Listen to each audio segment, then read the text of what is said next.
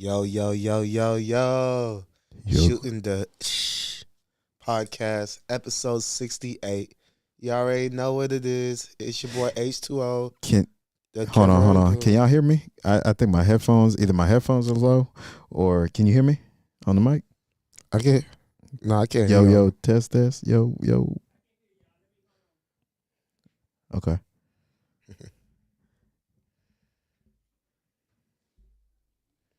I'm sure it's good on there. See, look. I can hear you. Okay, there it Yeah, goes. now it's Yeah, good. I don't know Okay. what that was.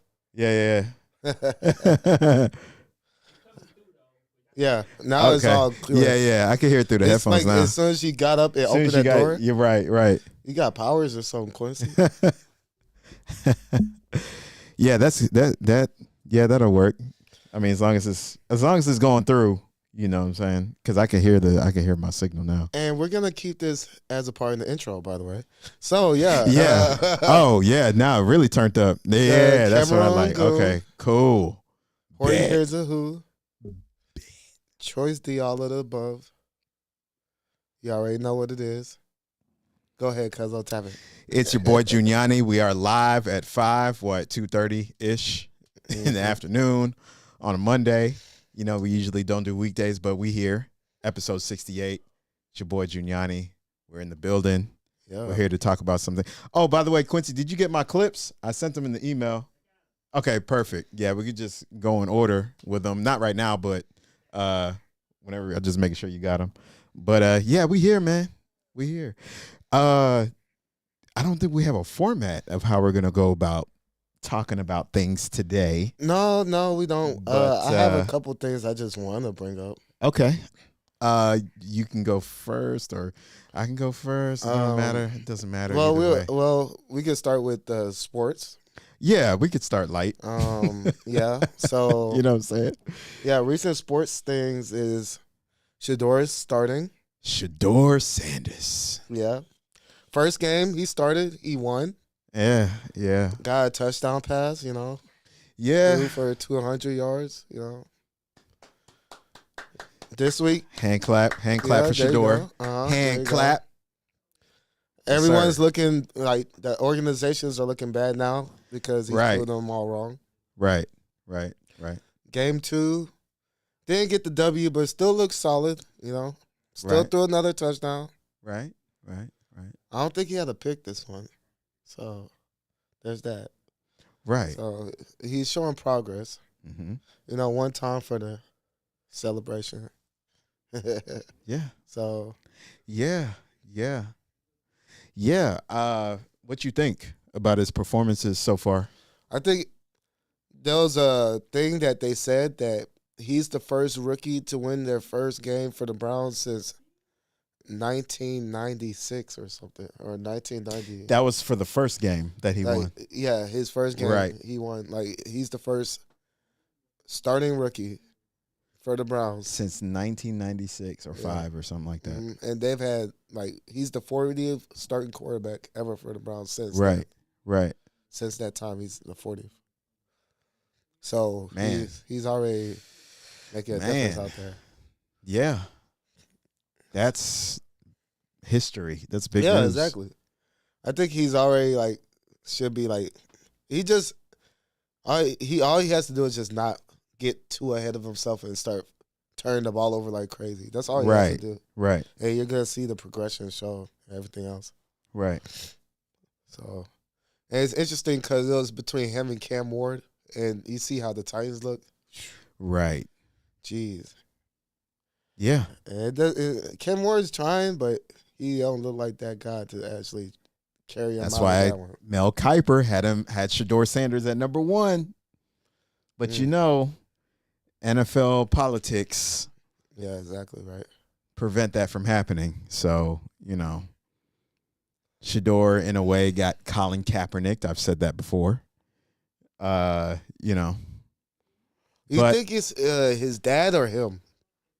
Or a combination? Well, he was just, collateral damage in it. Shedeur, I'm talking about. Yeah, so you think it was his dad? I think they were spiteful against his dad, and then Shedeur was just catching the shrapnel. Cyril says that too. Yeah, my brother, he says that too. Yeah, I think it's the aura or the essence of Dion is like anti-NFL or counter NFL, I would say. I wouldn't say anti-NFL, but counter NFL. So like when Dion, let me play this game. Okay. So when Dion played, the media didn't like him, or like the organizations didn't like him. No one really liked him. I Like, wouldn't say the people- organizations didn't like him, but they just didn't like the way he was carrying himself and the way he went about his business. A proud black man that is successful, that isn't bowing down to the power structure of like corporatism and just doing it his way. And the way he's doing it, like he's like that. It's not arrogance. It's like confidence. It's like, yeah, I'm bringing what I bring to the table, and it's elevating the NFL. It's not the other way around.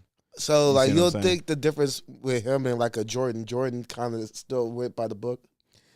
Jordan, I wouldn't even say Jordan went by the book. Not really. When Jordan got to become Jordan, I think he beat to his own drum too, to a certain extent.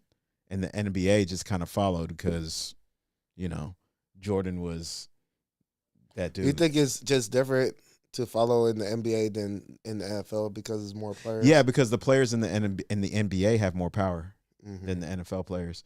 The NFL is more, it's all about the shield, and the NBA, based on the different bargaining agreements they've had to deal with over the years, the players have been slowly taking back more power in the NBA compared to the NFL.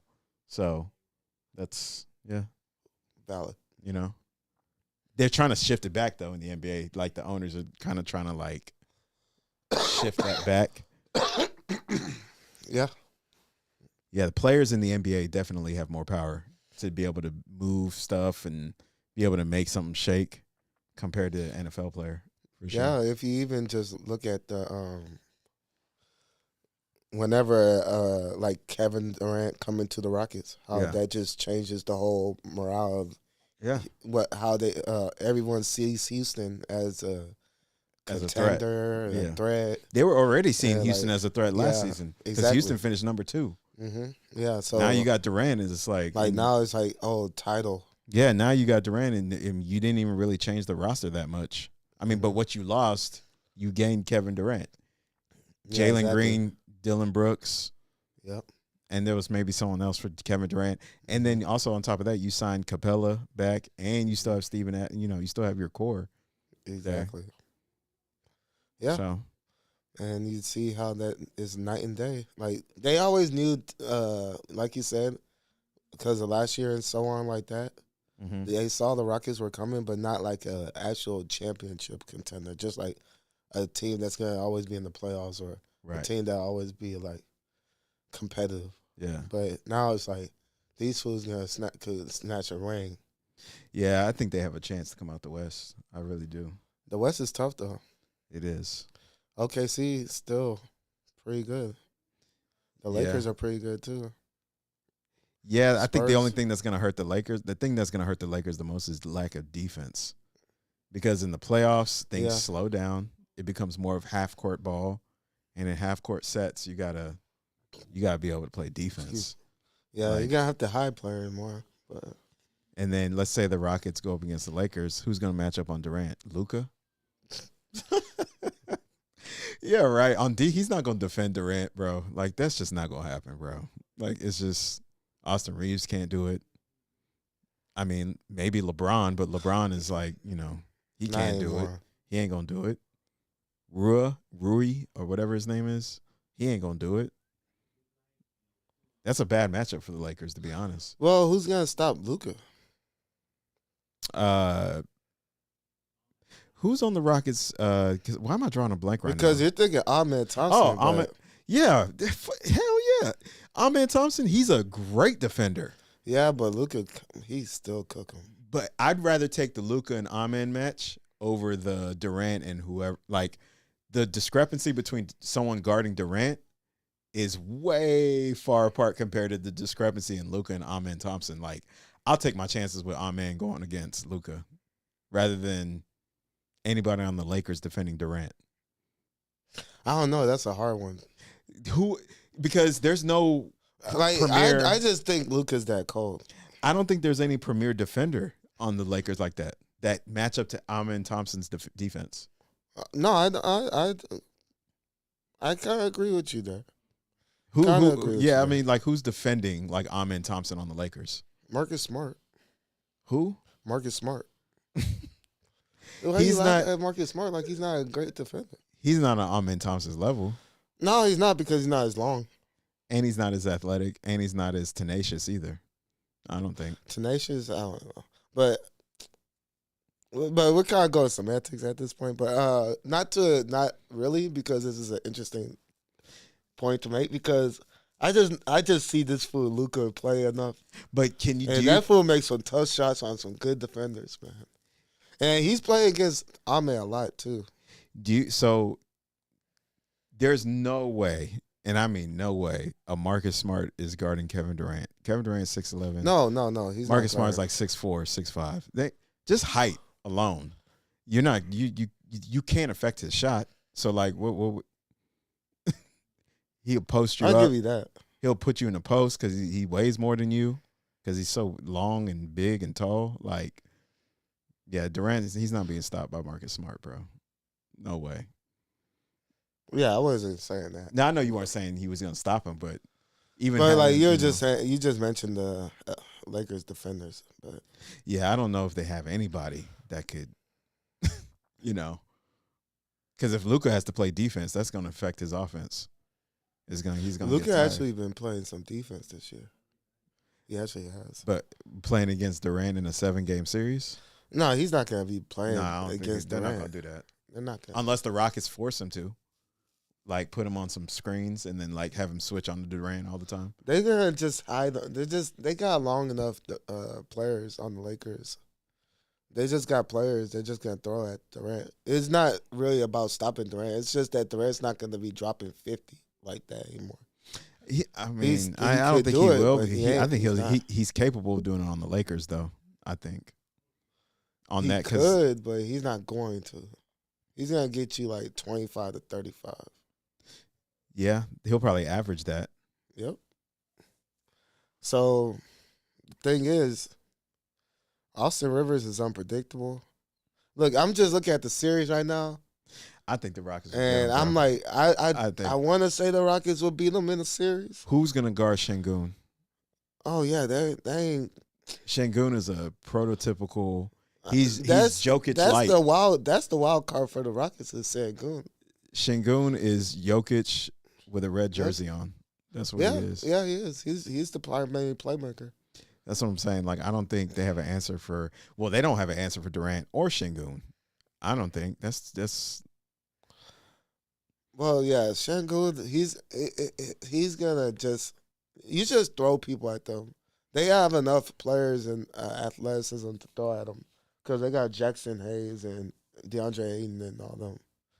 They're just gonna throw players at them and throw players at them. And then the Rockets have size too. They got Şengün, Steven Adams, Capella. They got a bunch Jabari of Smith. Jabari. Oh, I forgot. Oh, They got a bunch of like 6'10", 6'11". Yeah, dudes. Eason. Yeah, man, bro. No, the Rockets are pretty tough. Damn, I forgot. All of them are damn near 7 feet. Like, They just got that one new white boy I forget his name, but he's been balling lately too. I forgot about Jabari Smith. He's another factor too, potentially wild card factor. Dang. And hey, that Shepherd kid could shoot. And I forgot about Reed Shepherd too. Mm-hmm. And they got some point guard play. Man, imagine if Fred Van Fleet was healthy. Oh my gosh. Yeah, I know, right? Nah, they would definitely take that series for facts. Like, yeah, he would be the determining factor. If they had Fred, man, the Rockets would be crazy. But Reed probably would still be in G League if he wasn't. Right. If Van Fleet was playing. That's the only reason why he's out. That's why he's getting those minutes. Yeah, man. Hey, man, shout outs to the Shootin' the Ish podcast for talking sports. You know, right? We don't do that often, but we gave it to y'all a little bit. We're supposed to have the MJ versus LeBron. I have a video for that too. Exactly. You know what I'm saying? That's why I'm always ready for that. I'm always ready for that. That debate is coming soon to you guys. It's going to be an opening shut case. You heard it. Opening shut with facts, not feelings, with statistics, not feelings. I've heard both sides of the spectrum, and We're gonna both see. sides are very confident in their perspectives. Well, the video don't lie. Video does not lie. That's all I'm saying. Yeah. Video, and we're gonna Well, they got videos. You got videos. Scientifically You let the broken people down. decide. Scientific breakdown of LeBron and Jordan. Scientific numbers like PER, efficiency, win shares. We're gonna break it all. I'm ready to go there, arithmetic style. We on. You know what I'm saying? Like, come on, we're ready. Look, we're gonna have a whole versus in the middle with the split screen. I'm telling you, we're ready. Like lightning on it and stuff. It's gonna be ready, man. On the thumbnail. Yep. I tell you, man. Um, But did you have any other clips that you? Quincy, do I have any that you could play? Because if I not, don't we can start think with so. we can start with mine. You only have his. You don't have any from me, right? Okay. Well, yeah. all right. You can start with the first clip I sent. We can go with that. Like, these pages are really part of the propaganda of why a lot of people feel the way they feel about black people. And what we see in these accounts from Nigeria. cold. And it's like, damn, cold. even other black people hate on black Americans. No one, and I mean no one does anti-blackness better than a black immigrant or like a black Here it is. I knew it was coming. Ah. Ah. But it's true, bro. I would say But it's true, even bro. this, what she doing is she being anti-black against her own self by saying, oh, nobody more racist against black people than black immigrants is like, I don't know about that one. But there's a problem, no doubt. Right.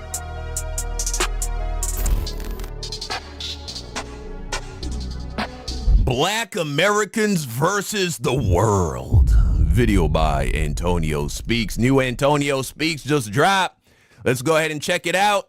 Black He's got Americans radio versus voice, the man. world. Oh, That's what it God. seemed like. What's Recently, going on? New York City elected its new mayor, Zohran Mamdani. Now, he seems like a cool dude. He kind of reminds me of Barack Obama. A lot For of sure. billionaires are against him, high-ranking elite people, so that's always a good thing. But Yeah, right, because he's pushing for these socialist policies. The billionaires, they hate that shit. during his winning speech, he says something kind of alarming. New York will remain a city of immigrants, a city built by immigrants, Wow, okay. powered by immigrants. And as of tonight, led by an immigrant. Now, although Wow. he was just referring to New York, my Right. point is going to still stand. Black Americans are never given the proper credit. We That's true. That's true. all know who really took a hand in building. Because they can't give y'all niggas reparations. The day that the white supremacist power structure acknowledges what black people in this country, what black Americans specifically have done in regards to building this country and what they have done to oppress its black people, the black Americans, the African Americans, they're going to have to pay up, man. It ain't none. There is no other option. Something will have to be done. And so they can't ever acknowledge it. In fact, that's why they do the opposite, which is demonize black Americans. this country. Now, I will say maybe he didn't mean this with malice intent, or it maybe slipped his mind. This is why I feel the way I do about politics. I think the reason Zoran was focusing on immigrants, though, no doubt he undervalues the contributions of black Americans and what they've done to this country. But I think it's because of the current attack on immigrants we see in this country from this current administration. We have Donald Trump. He is detaining and deporting not just undocumented immigrants, not just law-abiding undocumented immigrants. And by that, I mean, no, they're not committing any other crimes besides the fact that they're here illegally. But the big thing is Trump isn't just attacking undocumented immigrants, right? He's also attacking documented immigrants, people who are here legally, even people who've been naturalized, meaning people who have gone through the proper legal channels to immigrate to this country, been here for over 10 years, did not commit any felonies, have been pouring into the tax system, then applied for their citizenship, got their citizenship, and those people are even being detained and harassed by ICE, sometimes even deported.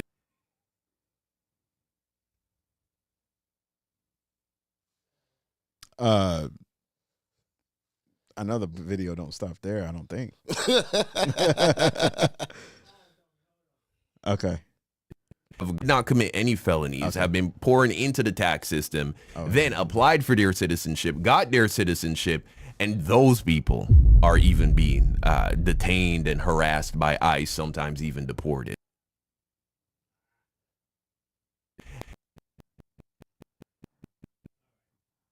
Okay. Okay. But yeah. Give us the spark notes. Spark notes. Okay. Yeah, no, basically, you know, he basically, they go over, or Antonio Speak goes over, just going over generalities, general points about, you know, how Black Americans basically kind of get the shaft in a lot of ways. Sorry, I could be a bit childish. The shaft. The shaft. Or the short end of the stick. But yeah. That's basically what they're going over. And then he has like plenty of different examples. Like throughout the video, he kind of like plays some clips and plays some videos within that to like kind of show what's going on. Especially, well, he started off with the political realm of things, how that can be kind of janky. You know what I'm saying? And I think we had a video last episode where we were reacting to some political stuff. Yeah, exactly. But yeah, he was basically going over that. And then I kind of want to play a little bit more of the clip before I give it 2 cents. But we you know, no rush or nothing like that. You know what I'm saying? But because I have like it seems like there's always a way to like find a new issue to focus on instead of acknowledging like what they're mentioning before. How if they acknowledge it, then they'll have to pay up where reparations come in, but they'll find a new victim to hyper focus, like immigration right now with ICE. So and who are you referring to exactly? Politicians? Yeah, politicians or both sides, because both sides are the problem with like addressing the Black community. So they will both have to acknowledge what they've done wrong and pay their dues. You know. Well, the United States government. Yeah, the United States government. So that's both sides, like the left and the right, conservatives and liberals, or whatever you want to say, Democrats, Republicans, all that shit. But yeah, that's just them overall. But yeah, they just find new divisive tactics to keep us divided and not acknowledging the truth within the community. Yeah, you know, I think it's pretty known now my stance on reparations. I believe that they should happen. It's owed. I mean, it's the righteous thing to do. If we want to talk about right and wrong, that's the righteous thing to do. So, but you believe it's gonna happen before you die? It could. You know, in California, they passed a law. Yeah, they had a bill going on that they tried to pass. They tried to pass, but I don't think it's official. They were playing games. You know what I'm saying? They were playing games. Yeah. So they threw it out there on some like, and I think it was like a political symbolic move at the time. Trying to get some votes? Yeah, like trying to sway people to a certain side of the fence. You know what I'm saying? I think that's what it was. That's exactly what old dude is doing in New York. With the immigration and all that? You think so? Yeah. You don't think he genuinely wants to like usurp people with, you know, he wants to flood the zone with immigrants and like, you don't think so? Put the camera on. The camera is on you. I know. I just had to say that though. I mean, bro. He's a politician. You know what I will bro. say? He is a politician. That's correct. But I will say this though. I think politicians like him, they tend to look out for their people, especially politicians from like the Middle East or like Hispanic. What's that dude's name? Vivek. Yeah. You know, foreign politicians. He loves his. They Indians. tend to like go out of their way more to pull strings for their own people, and get something more so than the average politician, which would be a white one or a black one. That's what I think. So I think he will attempt, not to say that he will, but he will at least try harder. His own people. To hit for his people. Yeah. Yeah, like the immigrants he's referring to is the ones that are like him. Mm-hmm. Yeah. You know what I'm saying? He's not talking about all the other immigrants. No. He's referring to his first. But all the other immigrants will think wherever they want to think. Right. Which is, yeah. Yeah, they're going to go along with the get along gang of it. You know what I'm saying? Mm-hmm. Yeah. So, but I mean, yeah, man. Is video? Are you still downloading the video? Okay. But yeah, man. Yeah, reparations need to happen. It's deserved. It's not deserved, but it is deserved, but it's owed mainly. That's the main thing. Who would pay? The United States government. The United States government. Oh yeah. Just like how they pay the so-called Native Americans that are claiming Native American right now. When did they do that? That's still going on to this day.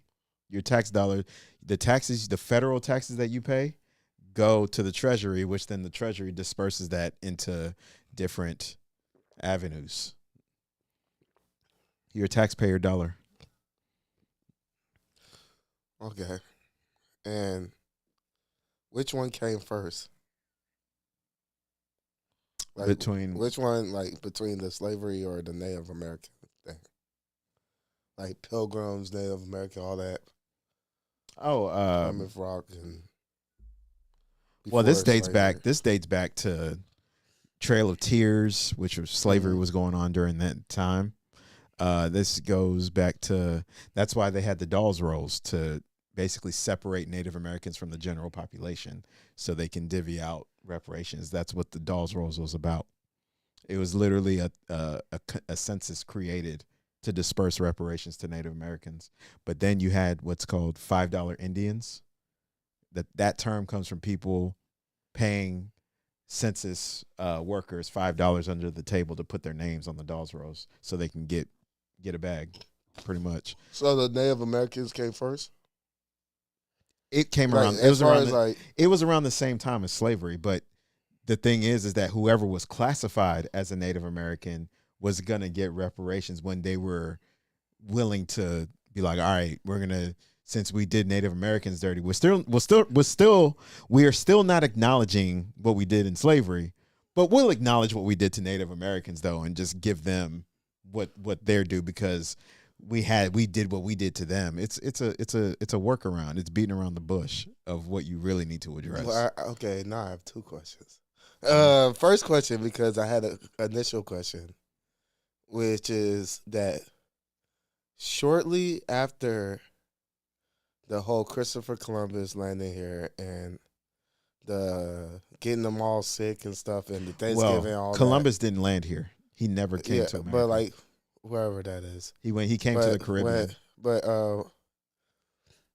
the Americans coming here, colonizers and all that, and meeting with the Native Americans, and then motherfuckers getting sick, being around each other, and Thanksgiving happens and all that stuff. Then slavery happened? Slavery happened in around 1619, 1620. That was when you could say there was officially slaves on this land, working the land, building the towns, and doing the labor. And when was the whole, well, we'll say Christopher Columbus thing. When was that? Was that like 13 That was or between 14? 1492 and like late 1500s, right? But Christopher Columbus wasn't coming to the mainland. He never made it here. That's the thing. He never set sail from Spain to America, like the United States mainland. So like the Mayflower Compact. That was all to the Caribbean. Plymouth Rock is in all to the Caribbean.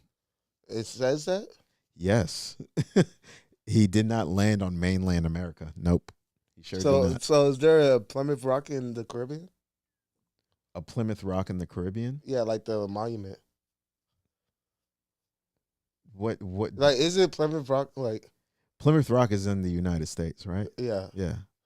Why would there be a Plymouth Rock in the Caribbean? Because that's where he landed. So it didn't happen. No. So what's in the United States did not happen? Yeah, no. Christopher Columbus never made it here to the mainland. No. So what they have Plymouth Rock acknowledging and paying tribute to Christopher Columbus because he found the New World. Yeah, they'll have monuments on the United States soil acknowledging all sorts of different people. We have a Gandhi. It's not like we have a Gandhi monument. They don't have like the monument is supposed to be that's where he landed. No. That's just acknowledging that he discovered the West. That's not where he landed. The United States, the U.S. has statues of people from different countries acknowledging them all the time.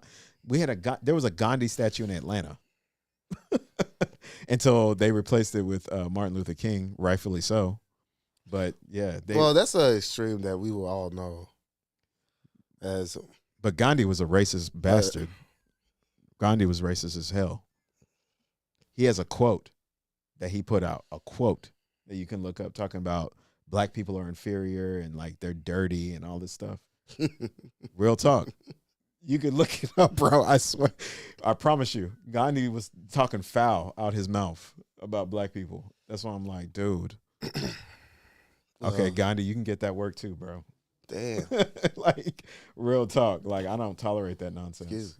I don't tolerate that. Yeah, all right, you got the video ready. Yep. Okay, you can go ahead. Undocumented immigrants, right? He's also attacking documented immigrants, people who are here legally, even people who've been naturalized, meaning people who have gone through the proper legal channels to immigrate to this country, been here for over 10 years, did not commit any felonies, have been pouring into the tax system, then applied for their citizenship, got their citizenship, and those people are even being detained and harassed by ICE, sometimes even deported. I don't think either side have the best interest of black people. Now today we're going to talk about how black people, but black Americans in specific, seem to be the most hated worldwide. Now for one, this is not a diaspora video. I am a proud African American. Emphasis on the African, okay? I will say this though, I do understand a lot of the arguments. Many African Americans want to just stand alone. Yeah, man, I really fucking hate this diaspora war shit, man. It's so counterproductive, but it is what it is.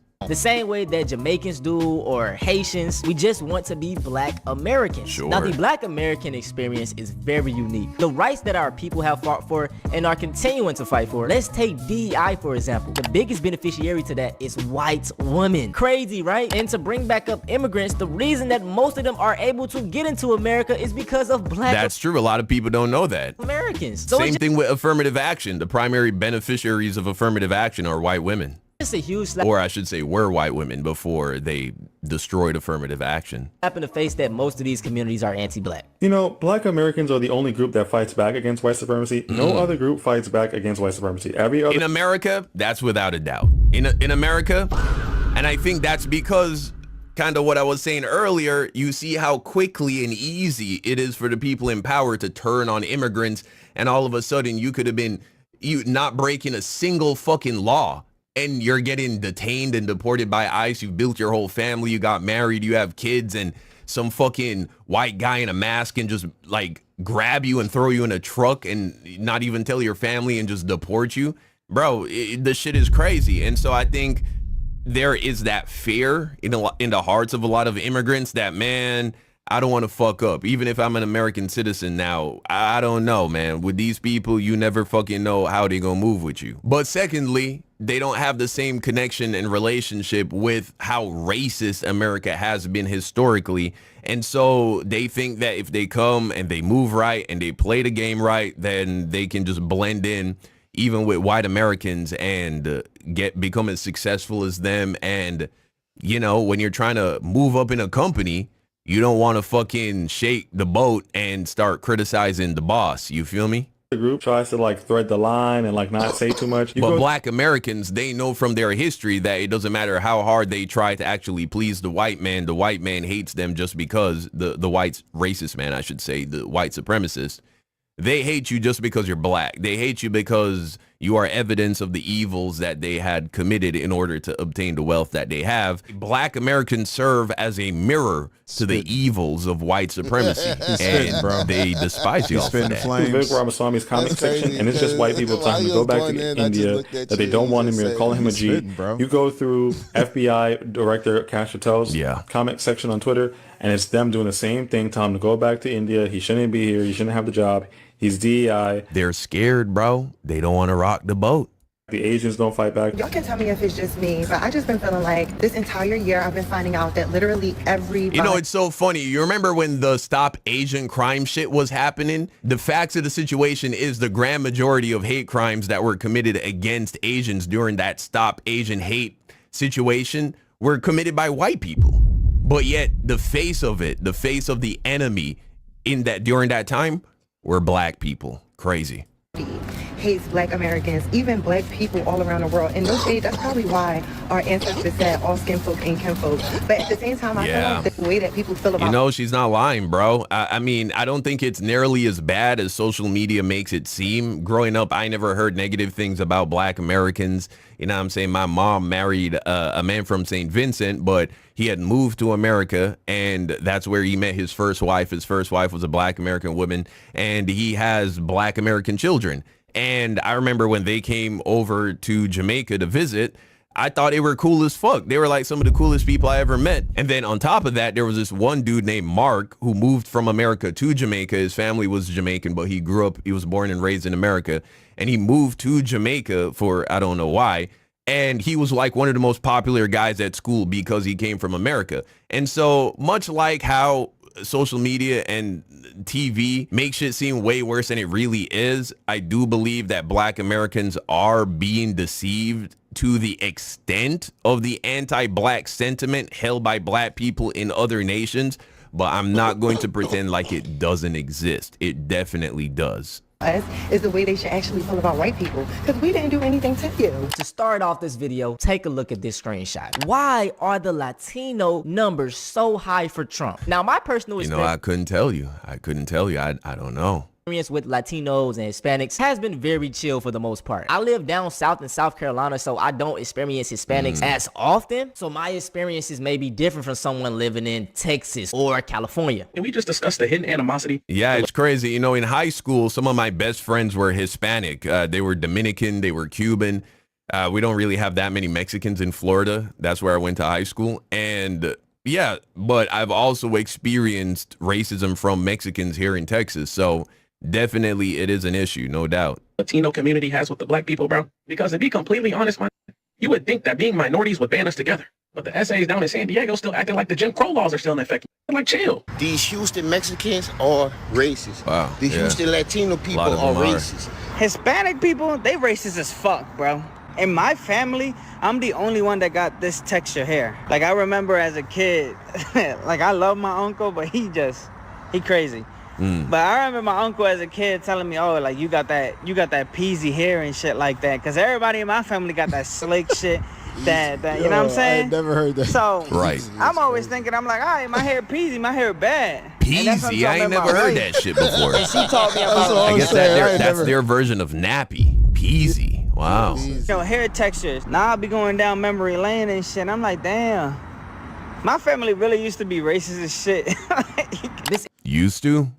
Nah, they probably still are, buddy. It isn't surprising to me. The whole entire world is anti-black. And this is because of colorism. Mexico was colonized by white Spaniards. And the closer you were to whiteness, the better. So, I mean, I get it. A lot of people don't understand when I say that Mexicans are... You know, it really started off with classism. We spoke about this in a previous video, how traditionally people who were higher up in the class hierarchy, they would be indoors, whereas peasants and field workers, they're of course working outside. As a result of that, they would have darker skin. And so a very easy way to determine where somebody fell in the class hierarchy was just look at how dark they were. If they were very dark, you know they were poor and you knew that they worked outside. Then when you combine that with eugenics and, you know, the whole racism shit that was invented by Europeans for the sake of justifying slavery, then you put the two together and you have what we have here today. Culturally racist. Part of our culture is to frown upon dark-skinned people. It's been passed down to us by the Spaniards, by our colonizers, by the people that conquered us, taught us that dark skin is inferior, light skin is superior. Now, the next minority I want to discuss is the Asian American community. I already did a video on my second channel talking about... Bro, I already know Antonio gonna talk about Caribbean people, bro. These Asians. And he's half Jamaican, too. He's half Jamaican. But he's Jamaican, too. He's half Jamaican, too. I already know it's coming, bro. About the pick-me Asian epidemic, because a lot of them, they love that white validation of white gaze. But we do got to talk about the very much anti-blackness within the Asian community. Okay. Why don't you like us black people? Non-American Asians always gave me the cold shoulder. American Asians were cool, and I often hang out with them. Are they just not used to us? Partially. Sad to say, but I know that there's anti-blackness very much so in a lot of Asian American communities. Oh, yeah. And obviously, unfortunately, anti-blackness is global.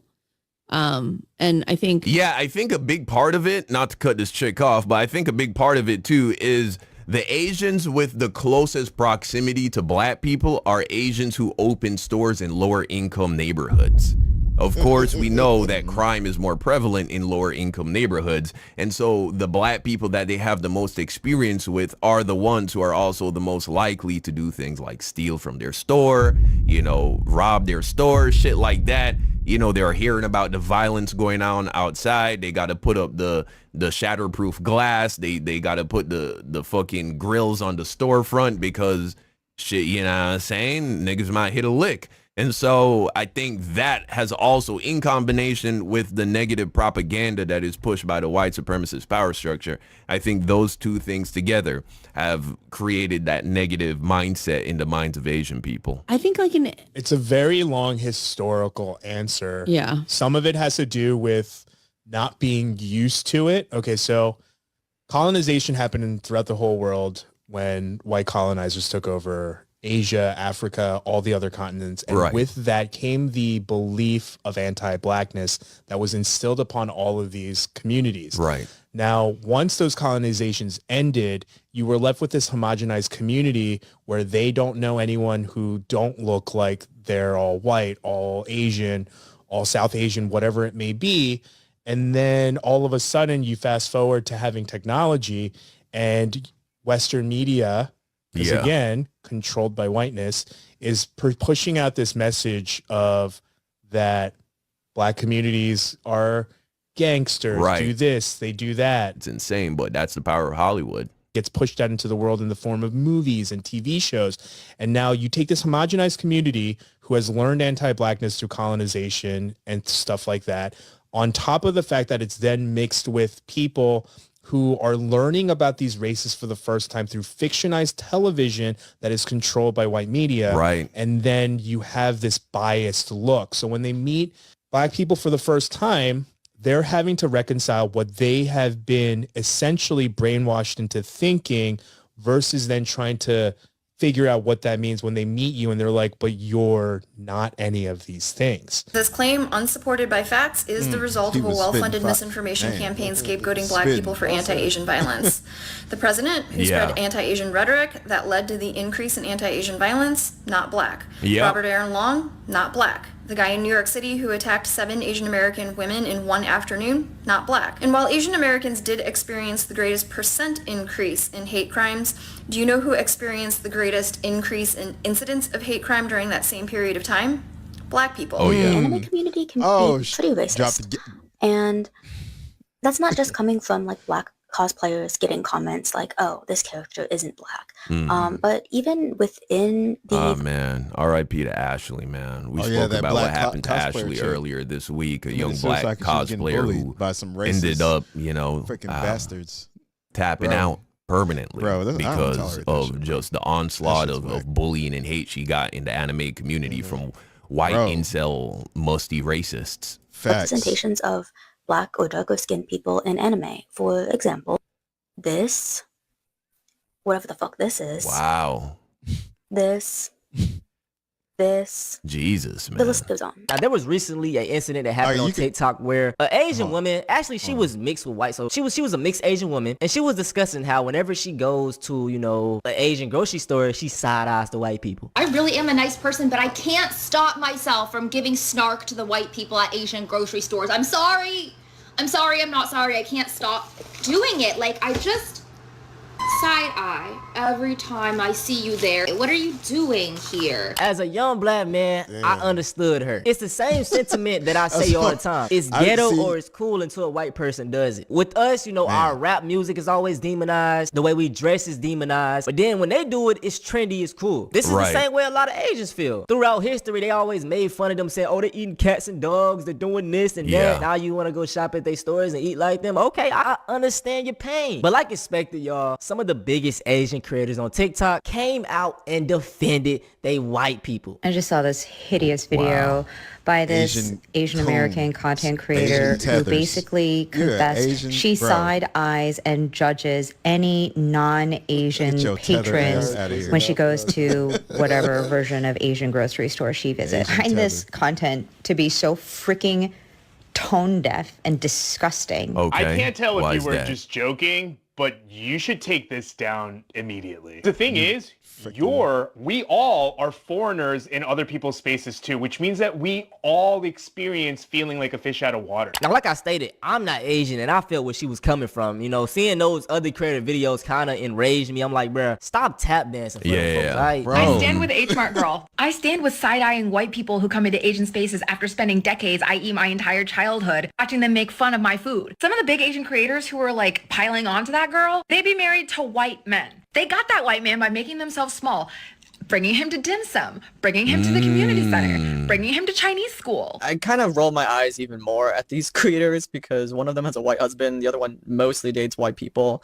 and the third one's unknown. So already, right off the bat, I'm like, okay, I don't know if you can speak on this issue because you are already...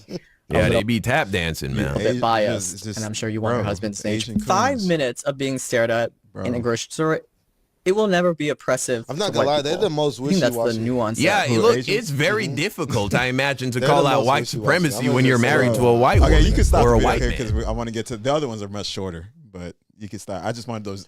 I really wanted those first two Asians, the ones that were on the couch talking. They were cooking. Yeah, they were spitting flames. That's the run I really wanted to. Because they were because they're being completely unbiased. Yeah, they were spitting. They're just like looking at it from a general perspective. Yeah, they were spitting. I was like, yeah, they're spitting heat. I just wanted to get that main one out. But yeah, they're the most wishy-washy. What you mean? Well, like as far as like trying to play both sides of the fence or both sides of the field, wherever reference point you want to use. You don't think Hispanics are like that too? Some? Like, I think they're up there, but I think Asians are worse because like the fact that they're the next most socially accepted. Okay. So therefore, because they're the closest ones to it, they therefore use that as their advantage to play both sides of the fence. Yeah. In that way too, because it's like the technological side of it. It's like they benefit. They're more like partners. Yeah. So that's why they could play that fence. Yeah. Way more easier. Yeah, like I guess my own personal experience has been with Hispanics being more wishy-washy because I've dealt with more Hispanics than Asians. Every single Asian that I've like engaged with, I've been cool with most Asians that I've been, you know what I'm saying? Like I've never really had like too many issues with Asian people. When you're talking about being cool and all that stuff, that doesn't have nothing to do with that. Doesn't have nothing to do with, whenever they're like trying to blend into white environments. Right, yeah. You know? Like, I think they can. I see what you're saying. They're more sellout. Right. Yeah, I can see because they have the complexion for the it's the complexion and just like the relation of culture and like like they could just like and the benefits of one another. Right. Like the Hispanic thing and Latinas, the reason why I say they can't be first is because they're still gonna embrace that culture. They're gonna start speaking Spanish or the food or something. And they typically have darker like complexions or they're too. just darker. Yeah. They just can't relate because like I'm not saying that the color doesn't play a factor. That does play a major factor. So it's just that combination of the culture. So you really think and Asians like? Yes. Then the next one's closest to like throw their own like because like there's a whole thing called Wasian. There's a whole thing called there's a term for it's called the Oxford something, but it's referring to like Asian girls that only date white guys. It's literally a reference. It's like the Oxford special or Oxford something. Well, you have a lot of white guys that stop dating white women and go after white Asians. You know, because a lot of white women tend to want to. This when is you their say logic. White Asians, like white skin, like you're saying like pale Asian women. Yeah, the Asian or women, like women, like Asian women that are like more white. Yeah, the Asian women that look white, that have pale skin, white Asians. Yeah. Because you have you're going deep. You have the South Asians that are darker skin, usually like the Thailand, Vietnamese, Filipino, Cambodia. Yeah, those are like the Southern Asians that tend to have darker skin. But like you're talking more like Hong Kong, Taiwan, China. Japan, South Korea, yeah. So I can see it. But yeah, there's a lot of white men that go for white Asian women. Well, that's when you start going passport bros. Yeah, but they go after white because a lot of times the white American woman in a lot of these white guys' eyes is they tend to be on some BS. So they still want to keep it white, but they want to go to the Asian. Because the Asian white woman is going to be more prone to be obedient and listen and be submissive and all that nonsense. Yeah. But you could, you know, this is an interesting video. Shout out to Young Don Reacts, you know what I'm saying, and Antonio Speaks. They always do good content, you know, for the most part. You know what I'm saying. I still have my beef with him about LeBron. I'm talking about Antonio Speaks. Oh yeah. I remember he's like LeBron's like you know. But yeah, he cooks though. Both of them cook, man. They both do their thing. You can go to the next video. What I'm not gonna allow to happen is to have some piece of shit call me an N-word multiple times. It almost got down into brawl, bro. That's what almost happened. Shit almost went down. I'm gonna be honest with you. It's always a good day when the Uncle Ruckuses like the Hodge twins get checked and put in their place. And they're like, that's not true. I'll be able to stop you. I was like, okay, let's count to 5 and test that, right? You want to count to 5? That's what I told them. I count 2 guns. This is light work for me, right? Both of them, they share a brain cell, okay? they passing the brain cell back and forth. They're like, so do you watch our show? I was like, no, I don't watch your show. Because they were asking, well, what do you think is the difference between us and you? Kevin, he was trying to pronounce differentiation, and he couldn't pronounce it. He was like, what's the difference? I was like, well, one is that I can pronounce differentiation. Over the past few years, black right-wing content creators like the Hodge twins and the Cartier family have been massively rewarded with views, followers, and money, all for pushing anti-black talking points and parroting alt-right narratives that racists love. It's like the pot calling the kettle black. You know, I am prejudiced, but everybody's I've prejudiced. seen all them fools in my algorithm pop up at some point. Y'all need some criticism. People call me especially a sellout, bro. Like, if anybody's selling out, it's the ones that's attacking me. It's typically a trend of violence from one right. Well, we know black people are more violent. We know this, but that doesn't mean that just like he said, we don't want to go around the violence either. It's not a race thing. It's a violent thing. We don't want to go around violent people. If we go to a HBCU there, you know, like, or somewhere where like, maybe not HBCU. That's a terrible example. It's still so crazy to me that black men willingly turn their platforms into safe spaces for racists to go in their comments and openly disrespect, attack, and shit on black people. At this point, the entire theme of their channels is black fatigue. That's why it's going like this. That's why I'm talking to you like you listen. You want to listen. No, you talk to him like that. Both these cops, because you are. That's why you talk to him like that. And you out here spreading black fatigue. They have no respect for themselves. I would never go on TikTok and complain about somebody taking my EBT or it's becoming late. I'm already embarrassed that I'm getting government assistance. Yeah. These people going online with damn bonnets on complaining about it. I'm like, It used to be shame, but they like shame is removed. And they constantly bash black people, the black community, the culture, any chance they get. And what's funny is that content is so lazy and boring. Death Star's funny. That's the game.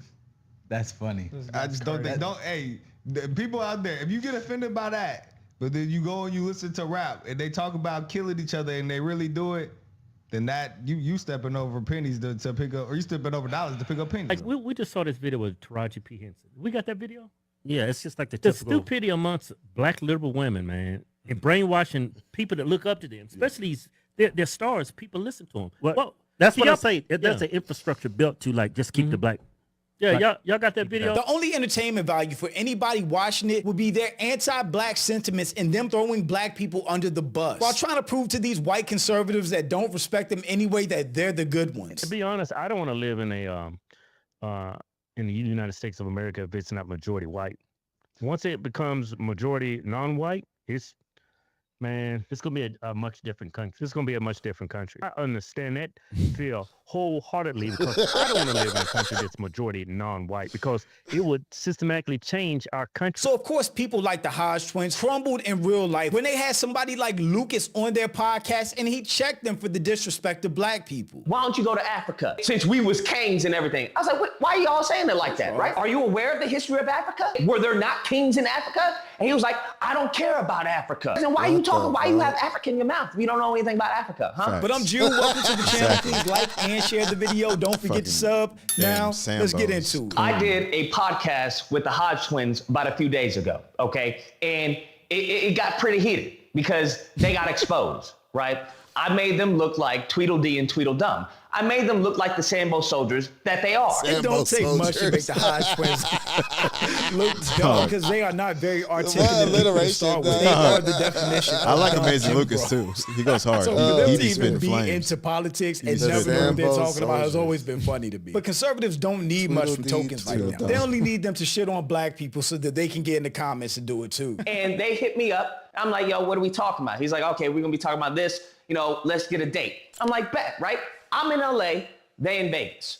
So I spend time, I spend money to come to this podcast. There's me, the Hodge twins, this other black guy, another black guy, and then this Arab, right? The Palestinian. And we're going back and forth. And eventually it's looking bad for them. They're getting blasted because I'm bringing up data, I'm bringing up facts. They clearly don't understand per capita versus raw numbers. Because I ask them, hey, can you give me a stat for black people?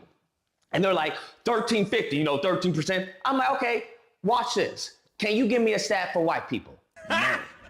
Got him! All of them, they only use black on black crime or like the violence statistics for black people. They never talk about any of the crimes that white people are the leading categories for. Kidnappings, molestations, that type of stuff. It's always just the black on black violence or the homicide one. We're not looking at the false imprisonments. We're not looking at, we're not looking at any of that. We saw Officer Tatum get exposed for that too. Whites are more likely to commit crimes against children. Whites are more likely to commit crimes against co-workers. Whites are more likely to commit crimes against individuals who are inside of their families. Now, that is also for FBI.gov, but are you using that as a pretext? Are you using that as a pretext to follow all white people and think that they are child molesters or about to commit a crime against the FBI statistics are on conviction rates.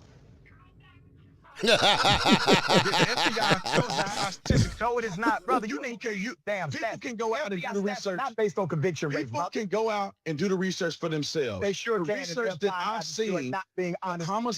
The homicide rates, you could call it the murder or homicide rates, depending on how you want to frame it, are convictions. So us the face of crime. I'm like, yo, you looking at one crime.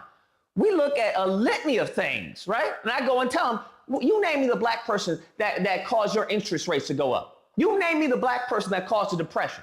You name me the black person that caused the recession. You name me a black person that caused your house to be deflated in value. You name me the black person that did that. Then I get them, I'm like, yo, you tell me, because they're just really like losing it.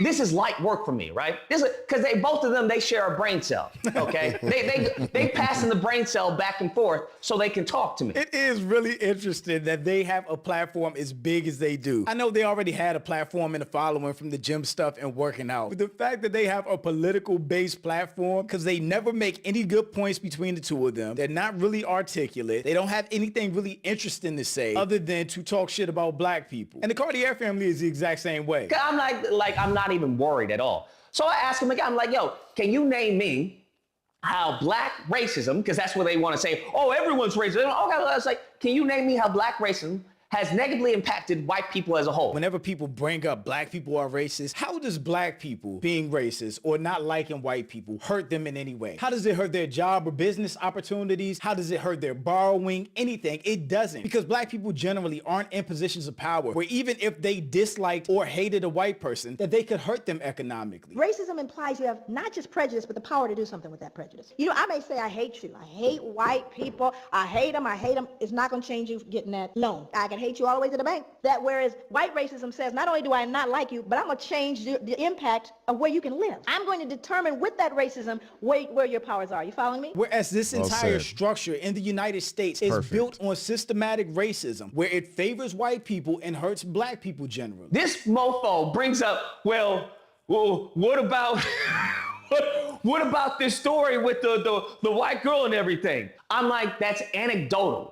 This mofo doesn't know what anecdotal means. I'm talking to actual retards. And that's why I tell them. I was like, this is borderline mental retardation. This mofo doesn't know what per capita means. This other mofo doesn't know what anecdotal means. He's like, I'm telling you, this is proof. I'm like, that's anecdotal, fam. I'm talking about as a whole. He's like, oh, you just see race. This country was founded off of race. Right?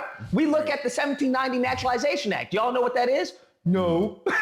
I see that a lot online. You see that a lot on X. White people will come in black people's comments and conversations and be like, all y'all talk about is race. We're talking about things in response to race or reactions to something that happened based on race. It's not that all black people see as race. It's that the world only sees us as being black and we have to respond to. That's what they're spamming right now. How is white men of good stock, right? Good moral character. It wasn't until 1860 or whatever that birthright citizenship came involved. Right. And I'm like, yo, if they had not just been racist, if they had just paused on their racism, we wouldn't have to worry about all the immigrants and everything that's happening. They all said black Americans who are descendants from chattel slaves are now considered citizens, so be it. But that's not what they did, right? They said, well, anyone born here can be a citizen. And you see how Trump is trying to say exactly what they meant it for as, hey, this wasn't supposed to be for everyone, it was supposed to be for them. That's the point that I was making. They didn't like that. Then they're trying to tell me, oh, you just dealing in the past, right? Because of racism. So I'm like, okay, you're trying to act like the past doesn't have an impact on the present or the future? And these dingleberries told me no. I meant to say yes. They believe the past has no impact on the present or the future. And that is another dumb argument that I hate, where people want us to just get over slavery, get over civil rights, get over all the things that happened to our ancestors, which set us back further as the black community. Again, you can point to the hundreds of years of head start that white people got with buying property, building wealth, getting education, getting jobs at fair pay, where black people had to fight every step of the way to achieve those same things, and we still haven't really on a general basis, because there's still a huge pay gap based on race, which starts at 16 years old, and most black people never catch up to white people, even if they're equal. And I hate that argument that there weren't entire industries built on cotton, which came from free labor of black slaves, which made white people rich at the expense of black people. Now, I did a whole live stream of this after, because I was blown away by the stupidity. If I say fuck you on this camera, I'm gonna say fuck you in person. Yeah. These mofos thought it almost got down into brawl, bro. That's what almost happened. Shit almost went down. I'm gonna be honest with you. It almost went down, fam. Dead ass. Like, they had to stand up. They were like, everybody calm down, calm down. Yeah, nah. That's not how that works, bro. Because I said this, I'm dealing with the sea of stupidity. I want you to understand, while I'm giving them this work, we have the Palestinian, the pale white Palestinian who's interjecting, right? Trying to say, well, that's not true. That's not true. Oh, what about white people? Oh, it's white people bad, huh? White people. I'm like, who is this? So throughout the interview, I'm telling him, have him have a seat. Tell him to have a seat. So he keeps on interjecting. Now, what I will say is these niggas is a little sensitive. And when I mean a little, I mean a lot. And when I mean these niggas is coons, they are some coons. And they some old coons. This nigga's 50 years old. I was like, nigga, you niggas 50 years old? God damn. But I didn't know the Hodge twins were 50. But I guess so. They've been in content for a long time. They were doing the fitness content for a long time. So if they are that old, it makes sense. Tell him to have a seat. So he keeps on interjecting. He's like, you don't want any of that. I was like, no, I do. I do want some of that, bruh. Tell him to have a seat. Because he keeps on peanut gallery, right? That would be frustrating for anybody to deal with. It's literally 3 versus 1. But every single time I address him, they get on me. Hey, it's not, he's not in this. I'm like, is this how y'all conduct the interview? Does he interject like this? And they're like, yeah, sometimes. I'm like, as frequent though? They're like, yeah, right. So I'm trying to ignore him. But the first time, he was like, oh, we're all N-words, right, to the Jews. And I heard that. I'm like, what the F did you say, right? I'm not allowing someone to just say the hard R, right, in my presence. No one else responded to it. The 2 black men that were sitting down didn't respond to it. The twins didn't respond to it. I'm the only one. So I'm in a room full of Sambo soldiers. A room full of Uncle Ruckuses acting like they didn't just hear that. What I'm not gonna allow to happen is to have some Palestinian piece of shit call me an N-word multiple times. Yeah, that's crazy. It's furniture moving at that point. What I'm not gonna do is allow some fucking white Palestinian call me an N-word, a hard R, 2 times. That's what I'm not gonna do. Oh yes, bro. Yes, I'm dead ass. Their producer, their fucking, I don't know, their manager, their microphone guy, whoever. That's what this mofo said. And they allowed that as black led to people? shit getting out of hand. And they had this Palestinian. He talks about how he fled Palestine because of what was going on, and now he's with his family. Right? He said to the Jews, we're all N-word. I'm like, you don't say that, right? I don't want to hear that word come out of your mouth, right? And you have this black man, he's been on videos with the twins before. You have him trying to say, hold on. Because I said, I'll smack the, I told them, I was like, hey, there's no one in this room that's going to be able to stop me from putting hands on him. No one. And they're like, that's not true. I'll be able to stop you. And I was like, okay, let's count to 5 and test that, right? You want to count to 5? That's what I told him. I count 2 guns, nigga. That's when the black dude starts. You're like, everybody calm down now. Now, Lucas, he wasn't calling you that. It was the context. Context doesn't matter. There's no context. I don't care for the about that hard point. R. There's no context for the N-word coming out of a non-black person's mouth, period. Now, I don't want to the hear Hodge twins were like, no, you're not. I was like, listen, you want to bet? I said, I don't give a F about the context. Yeah, I don't want to hear the it at that N-word point. coming from this non-melanated, non-black person. So we're getting into it. We go back to the podcast, right? We're going back to the interview. They were asking, well, what do you think is the difference between us and you, right? Because they were trying, I think it was Kevin, he was trying to pronounce differentiation, and he couldn't pronounce it. He was like, what's the differentiation? I was like, well, one is that I can pronounce differentiation. That's one that separates us, okay, first off. I was like, Keith, that's the other one, Keith. I was like, Keith. I was like, do you fly? He was like, yes. I was like, do you do TSA? He was like, yes. I was like, where do you think that came from? That came from 9/11. And they were like, what does 9/11 have to do with anything? I was like, 9/11, right? The reason for that is what caused the Patriot Act, okay? That's why we have the TSA. This man looked at me and said, no, it doesn't. As a matter of fact, I think DHS, Department of Homeland Security as a whole, and TSA is under DHS, so that's 100% true. Do you not go through TSA? He was like, no, I go through TSA. Do you have to go through the scan and they take off your shoes and stuff? He's like, yeah, then it impacts your life. He's like, no, it doesn't. I still get to fly. That's what I was like, okay, this is borderline retardation. And it came to racism, right? Because I brought up the study where it talks about, hey, there's a father in the household, that, there's a mother in the household, they live in an affluent neighborhood, right? They're, good income, that one of the factors that will determine if the child will go to prison is the racial bias of the people around them, the racial bias of the white people around them. They lose it. Oh, I don't believe you. I don't believe that. I'm like, you can look it up. What are you talking about? Then this fool starts interjecting whatever. I was like, why don't you shut the F up? So he says something like blah, blah, blah, blah, blah, F and N-word. That's when I get out. I said, what the F did you say? I said, what the F did you say? The Hodge twins get up. They're like, hey, why are you going towards him, man? Imagine 2 black dudes standing up to bodyguard for somebody from a whole different culture that calls another black guy the hard R in their presence. How twisted and Uncle Ruckus out do you have to be to defend somebody like that against another black person? So now I got the Hodge twins in front of me, right? The dynamic is insane.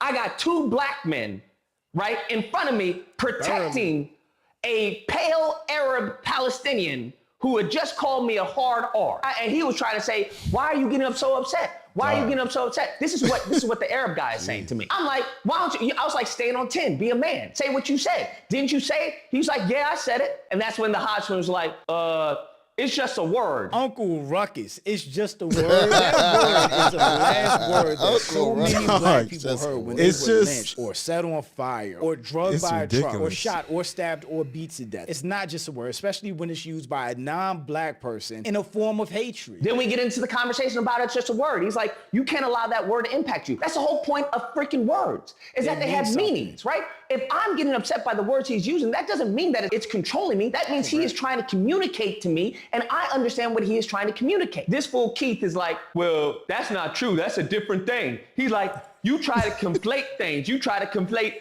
the past with the present. Kevin's like, I was like, what are you talking about? What, that word is disparaging. If you know the history of that word, you know where that word come from, you know what that means. I was like, why don't you care? You should care. He's talking ill about black people. That's when Kevin comes out and says, I don't care about black people. I was like, damn. There we go. There it is. There we go. Right. There it glad is. You said it. I'm glad we got that on camera. Yeah, he we got straight that up on said, record. I don't care about black people. Which we know, right? We know based on their content. We know based on their black fatigue videos and how they talk about the black community to their largely white, conservative, racist audience, that they don't care about black people. And they may admit that they're black, but they don't identify with being black because no black person that does would talk about black people like that. They have no connection or love for the black community. And then he heard what he said. And then he was like, wait, let me clarify. Let me clarify. I don't care about any race. I don't care about any race, right? We're all just people. We're all just... All lives matter. Okay, all right. Mm-hmm. You already exposed yourself. These are 50-year-old, out-of-shape men. All right, you can stop this video right there. With families. They got kids and everything. And this fool's talking about he doesn't care about... Yeah, man. That was a good exposure. That was good old Hodge twins for you. Mm-hmm. You know what I'm saying? Those dudes. You said you came across some of their content on your algorithm. Yeah. Mm-hmm. Dude, them, the Cartier family, them Negroes too, bro. Myron. Mm-hmm. Good Lord. Yeah, man. I told you about that one clip I saw on my algorithm with Fresh and Fit with that white dude on there, and then you had all the females that were sitting at the table. Mm-hmm. And then he cleared his throat up to say it. Just get out of here, you effing N-word with the hard ER, bro. Well, he even asked, "Can I do it?" And then they say yeah. They allowed him to. I would, if I was sitting right next, I would have smacked the bro. Yeah, I would have smacked the taste out of his mouth. Dude, Yeah. He just was like, "Oh, you just can't violate." Nah, I'm about to violate your jaw. That's what I'm about to do.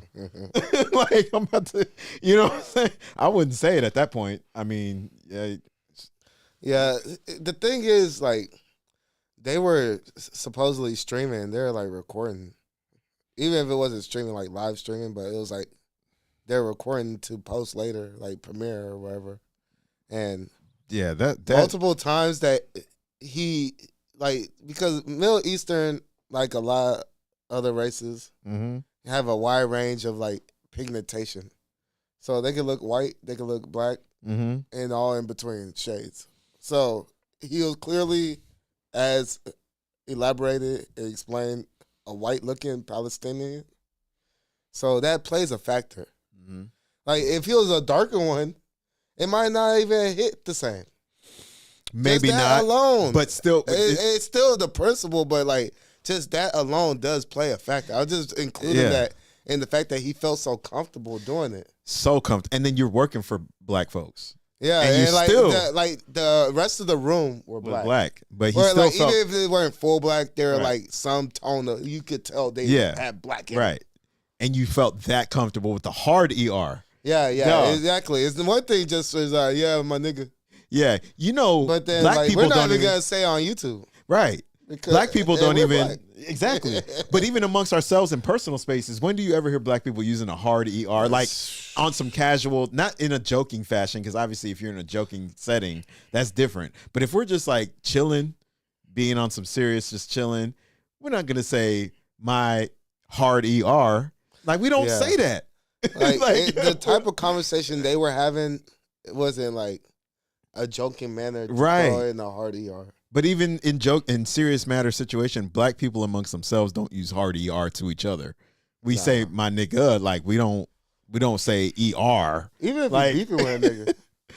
Even if you're beefing with him. You know what I'm saying? Hey nigga. Watch out, my nigga. Right. Hey, what's up, nigga? What you trying to do, nigga? Right.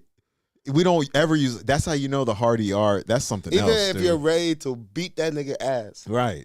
You're still saying nigga. Right. That's what I'm saying. That's why whenever someone that's not black uses the hard ER, nah, bro. No, you already drew the line. You just drew the line in the sand. That's what you did. Well, what fucked me up was when he admitted that I don't care about black people. Mm-hmm. He caught himself. And you know that video, that episode of when they had him on a guest, they're not gonna release that because man, you know what's crazy is that because the people who are running the studio, the people who are hosting, whoever is doing the interview, they have all the legal rights of what they release and don't release. Yeah. And the person who is the guest have no rights on that. Right. And it's a two-way street. I've seen, like, even in the last couple weeks, right. I've seen interviews where the people who released it, now they look bad. Right. Prime example is Logan Paul. I'm sure you know the names, but Logan Paul interviewed Steve Will Do It. And Steve Will Do It was drunk on the pod, but they try to use that as content, but it ended up backfiring on them because then he starts talking about Mr. Beast, and they try to make it seem like they're virtue signaling on Steve. Like they're trying to do like, oh, you seem like you're going through stuff. We're here for you. We're your friends, but we're gonna use. But then they release this content that might make them look bad. But then, like, you know, it's just like how they just, the people who have the material could do anything with that shit. Right. And manipulate the narrative. And only the people who can read between the lines will really get it. Yeah. And that's what they're starting to do now. Yeah. Like, because at first it was like, you have mainstream media, like, they have a whole team of people shooting what they're going to do, the prompters and all that stuff. But now that it's more individualistic, they're building private teams of doing that shit. Man. And yeah, there's a lot of collusion. It's like people that years ago would be friends using them for content. That's or crazy. Vice versa. It's shit's crazy though. Damn. But yeah, I just see that even with this. Yeah. That's why it's good to have a platform of your own if you're going to be in the space to kind of balance out the narrative and just tell your side. So it'll kind of help people. Because like even whenever they want to bring up like black fatigue and the stats and like black people are doing most of the crimes, but like they're saying like they're like black people, violent crimes against other black people are done mostly by black people. That's the real stat. But they're not expressing all crimes. Right. So when you hear black people are committing most of the crimes, but they're only this percent of the population, you think they're violent. But yeah, it's a skewed narrative, essentially. Yeah, and then you just take it with a grain of salt. Yeah.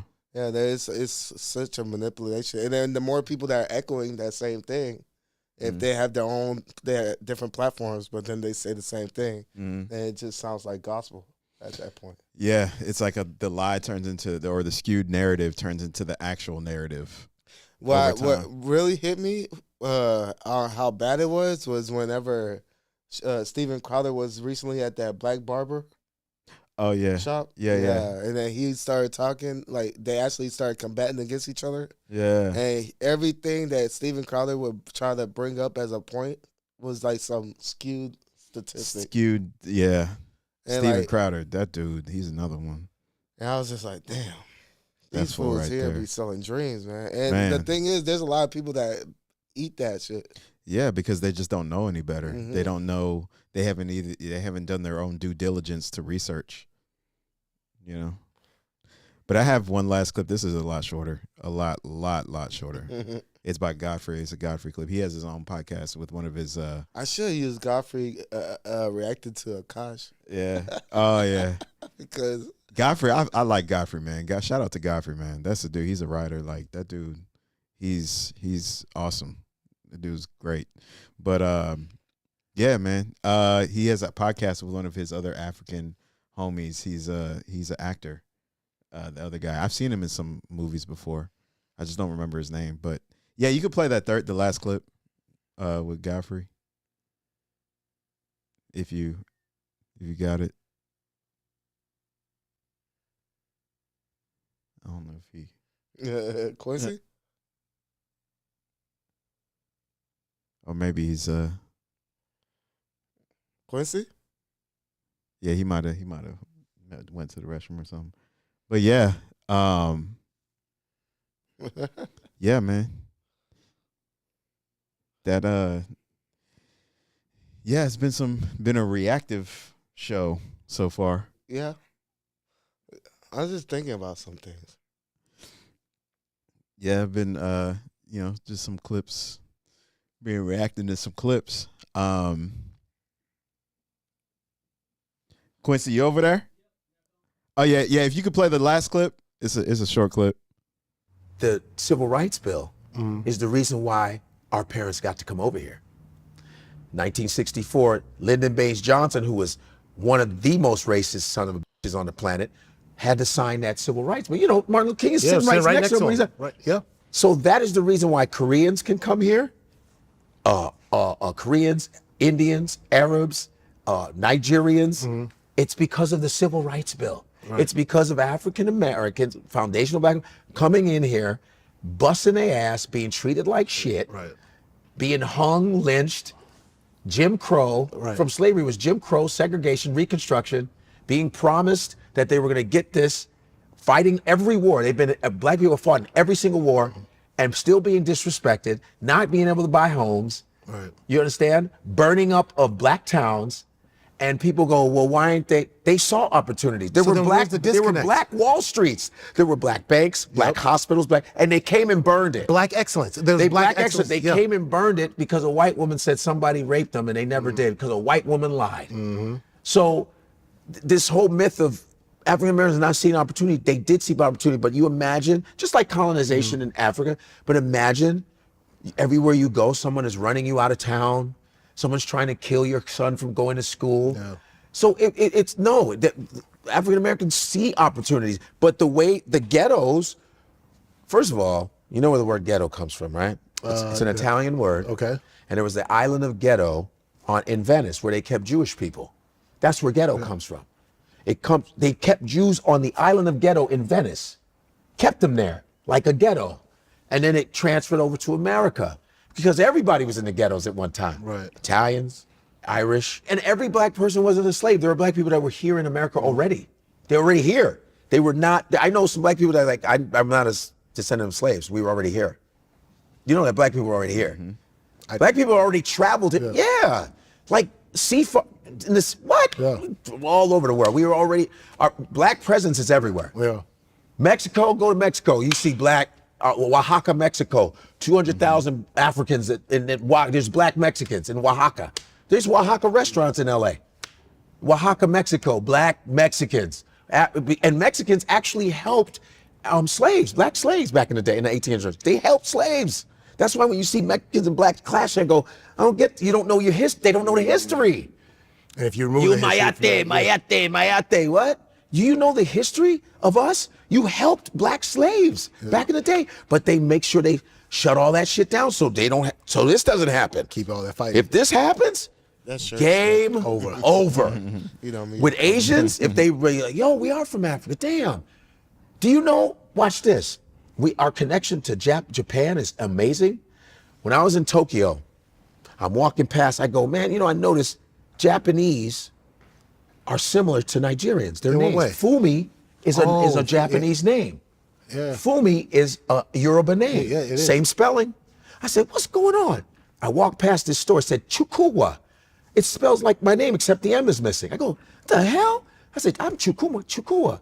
Same spelling, exact spelling. I go, what the is going on? Then I was dating this Japanese girl once. She couldn't speak English that well, and she's teaching me Japanese, and she's doing the Japanese sound. There's the sound thing. Ba ba ba bo bo, a ba ba bo. Same as African languages. The same sound cadence exercises. Same. Then I find out on YouTube the Edo. The Edos. Edo is a town in Japan because a Nigerian, like some Nigerians, like samurai dude, came over there and established Edo in Japan. In Japan, not in Africa. Came over because they're black Japanese people. Yo, there's a connection to Nigerians and the Japanese, man. Telling you. It's crazy because Edo, my cousin's Edo. Yeah, I played with some cats. And EDO, that's a place in Japan because of Nigerian presence. It just came, I was like, yo. So where's the connection to all of us is bananas. It's just they try to erase everything. Yeah. Because there's black Japanese people. They have a whole black Japanese military that from the early 1900s, all black and they're Japanese. You go to the Philippines, the Negritos are black Filipinos. They got hair like us, the Negritos in the mountains, but they don't show them because they go, we can't show that. The Chinese too. I'm telling you, the original Thai people, you gotta see them. It's whole black Thai people. But they don't want to show that. You got Melanesia, Micronesia, Melanesia, where they have the blonde afros with no European contact. Yeah, just right outside of Fiji. It's called Melanesia, for Christ's sake. As in It's like, you're like, what? Wait a minute. We're using the same comb, dog. What's that? Yeah. And then they start doing their tribal stuff. You go, I don't know. My father would wear the lapa when he's at home. Nigerian men like to wear the lapas at home, and we put the little robe over thing. Him and my father, same thing. And my father said, give me my lapa. Yeah. I said, boom. Then I'm in Hawaii. They're wearing lapas. What's going on? Everybody's wearing, I'm sure they call it something different, but I'm like, yo. And then actually, the Samoans call it lava. Is it lava? Maybe lava, Samoa. Samoa, yeah. Because my here is, this is Tonga. This is Tonga. This is Tonga connected to my Igbo. I put Igbo, when my parents passed, I put pretty cool. That's an Igbo mask. And I put the dots because my mother spoke Yoruba also. She grew up in Lagos. Okay. So she would flip the languages. So that's the Yoruba. That's the tribal marks. Tribal marks for Yoruba and Igbo. So it's both. And then I connected it because Tonga, I love Southeast. I love the Pacific Islands. First of all, we gotta get you some damn lotion on that thing. That's pretty cool, man. That's cool. He's talking. And it's connected. Yeah. And it's connected because I remember this guy. He was a Samoan historian. He was a bouncer. This guy named Olo out here when I used to party in LA. And he was like, he would just talk to me about oh no, we're connected because Olo had a big old nose. He's Samoan, his big old afro. And I go, man, you like a black Asian? He goes, well, yeah. Because back in ancient times, the seafarers, the Africans and the Asiatic people met. And that's why we look the way we look. I said, because I'm into anthropology. I love origins. I gotta get down with anthropology. this, yeah. And you go deep with it too. Yeah, because I know my buddies go deep with it. Because when you travel to these countries, you go, what are these black people doing here? What the hell's going on? Right. Yo, excuse me. It's like uncovering the big lie. Yes. Right? It's like uncovering, wait a second. Why are y'all here? Because sometimes people, it's just, you got Cuban Chinese because Chinese workers came to Cuba in the 60s. That's why in New York, we got Cuban Chinese restaurants, which are fire as hell. We got Chinese and Cuban food. You're eating oxtail and chow mein, bro. This shit's crazy. They're flipping the language. That's a great combo too, by the way. Yeah, and they're like, ni hao, ni hao. They're like, ¿cómo está usted? They're just flipping the Spanish. Yeah, but it's sometimes you have that where you have Trinidadian Indians that went to work in Trinidad. There's that where people traveled and worked, but then there's something is going on here. Somebody was here first. You look at the original Hawaiians. You look at, who the Duke is? King Duke is, Kamehameha. his name is it's so long. He was like an athlete. His name is Malakalakoea. Duke looked like a black dude with straight hair. I was like, the Duke is he's like a god in Hawaii. And I said, the original Hawaiians, not the Japanese and the Samoans and the Filipinos. I'm talking about the original Hawaiians. And the last queen of Hawaii was Liliuokalani, who they kicked out. Remember, they locked her up. She looked like a black lady. Look that shit up. The last queen of Hawaii, where the U.S. kicked her out and all this other stuff. They look like black people. I was like, something's up. I've never gone into the history of the Hawaiians. I love all that stuff. Never even thought about it. You just have this image of what the Hawaiians look like and just go. No, because they have an Asiatic. No, but the original ones, dark. Yeah. I'm like, what's going on here? That's another 154 conversation in the books. We are. Nice. But yeah, Godfrey's the truth, man, and he's funny as hell. Funny as hell. Very enlightening. Yeah, he's going into the real Asian aspect of. I mean, kind of piggybacking off of when those Asians were cooking in that one video, and you started talking about the whole Asian aspect of how they can blend in and stuff. But yeah, man, they got a rich history too with black people, particularly Africans. Like that's in their history. It's in their ancestry, bro. Yeah, it just comes to show that traveling to other pieces of land wasn't just like a one-way street. Everyone was kind of finding new land and migrating into it. Yeah. Around the same time. It's just like history is usually told by the winners. Right. I tend to be going back to that expression, but it's true because what we grew up on is what we heard because America usually won. But you know what's crazy though? Like, I can speak at least for my parents, at least. My parents never put me on game about nothing, bro. Like, never exposed me to, like, the most they would say about racism would be like things like, oh, you just got to work harder. You got to work 3 times harder than any white person. They would tell me that. Like, my mom and my dad would say, but they never, like, went in depth about how it's affected society or affected the current climate, like how it's going to affect me moving forward as I get older and become more of a grown man, how it's going to, like, they never dropped any gems or went deep with the DNA of it because maybe they just weren't. What it is? I think is that because they didn't live it for a majority of their own lives, they looked at it from the outside in. So they're just trying to protect us as far as how to avoid being a victim of it. But instead of where the victimhood, like not victim, like, but where the point, like where the issue draws from, like where, like the origin, instead of like looking at the fact that this is why they look at us like this, it's just they look at us like this, so you got to do this and that.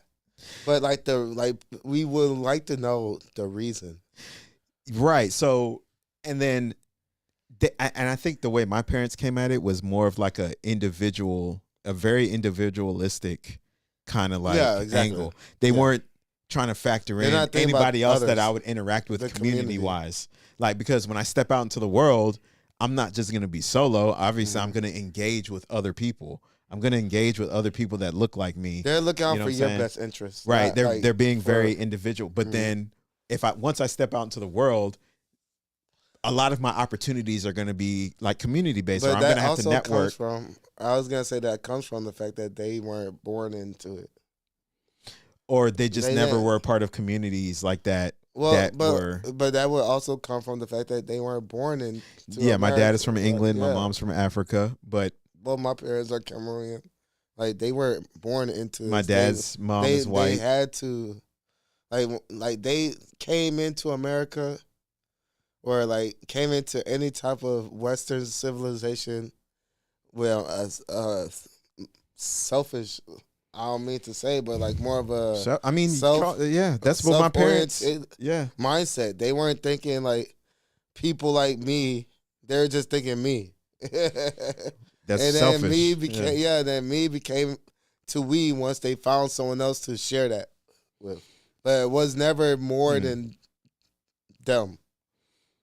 So I mean, that's call it what it is. Yeah, I know. It's selfish. It's cold, it's cold how to say it, but it is a form of selfishness. Yeah, and like they try and embed that to us, but that our experience is different because we're born into this. Right. Well, so we have experiences with the people that we build relationships with outside of the house, our friends. We went to school out here. Exactly. Yeah. So like we feel for their experiences, and we look like them. Right. So we have similar experiences ourselves. We have a camaraderie. That camaraderie. We have that relation. Yeah. But then we come back home and they're like, nah. Right. Oh, you with the Akatas? you're hanging with the akatas. akatas. Exactly. That's where terms like akata comes from. Yeah. And it's like, damn, dog. Why they gotta be some? There are people too. You know what I'm saying? Like, Yeah, they're our cousins, yeah. our genetic Yeah, cousins. man, You know what I'm saying? They're relatives. You know of what I'm some saying? sort. They are technically. Man, I we mean, get pulled over, we all treated the same. That's what I'm So saying. It's just like, why can't we look out for them too? that's what I'm saying. I always look at. And that's why it goes back to what Godfrey was saying. The original part is that they helped get us here. Yeah, I mean the the civil rights. Boom. If it wasn't for that, then there would be no black immigrants. So the least we could over do here. is like, feel for them. Right. But nope, it's always go back to the man. Don't worry about them. Yeah. They're katas. I always to say foundational black Americans are my genetic cousins. So if you're my genetic cousin, you're in the family. It's like, we got to look, you're a fam. You know what I'm saying? I got your back. You know what I'm saying? Facts. That's how you got it. That's how I look at it, So, but yeah, And Godfrey had the same experience where you're just highlighting, like growing up. I think, was he born here? He might have been born in America, I think. But anyway, he went to school out here, went to college out here in America. Like he had the black American experience, you know what I'm saying? Yeah, exactly.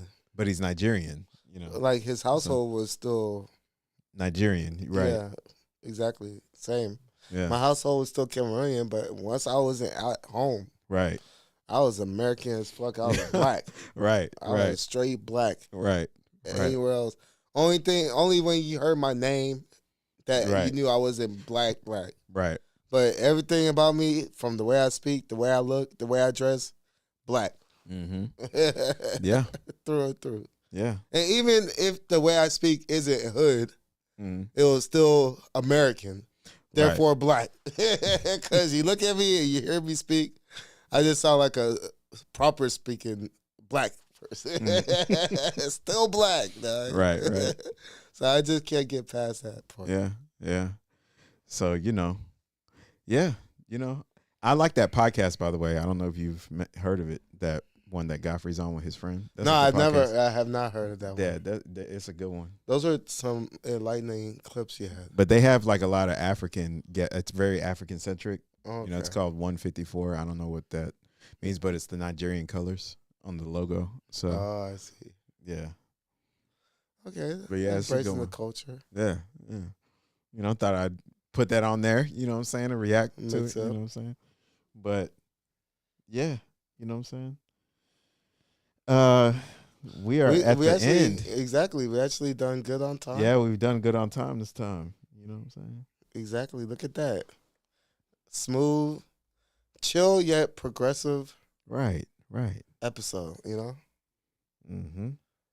We got things done. Smooth, chill. Yeah. It was different, Monday. We'll be back on our Saturdays for the next one. Yeah. Next one might be a bit more spicy. We'll see. Yeah. So you already know what it is. It's your boy H2O, the Cameroon Goon. Yes. Horton Here's a Who, Choice D, all the above. The Cameroon Goon on all platforms. Website, H2O Official. I have merch, hoodies and shirts. Okay. Yeah, hoodies and shirts so far, but eventually Nice. I might have some socks. I got to And re-up on hats. my merch too. You know what I'm saying? Yeah, but you buy them online. Yeah, you cop them online. Okay. I think we have long sleeve, short sleeve, and hoodies. Okay. Yeah. Well, Juniani hit me up for merch. DM me. Hit your boy up, the Juniani. All platforms. You should be able to find me. I got to re-up on merch too. But yeah. Hopefully we'll have a guest next episode. Yep. I'm trying to get one of my female friends on here. She has an interesting perspective. Try and get her to come through. She wants to talk about dating, Anything. relationships and stuff. Yeah, anything. Man and woman dynamics. Anything. You know me, dog. Anything. But yeah, yeah, that's it, man. So Shooting the Itch podcast, episode 68. We out. Peace.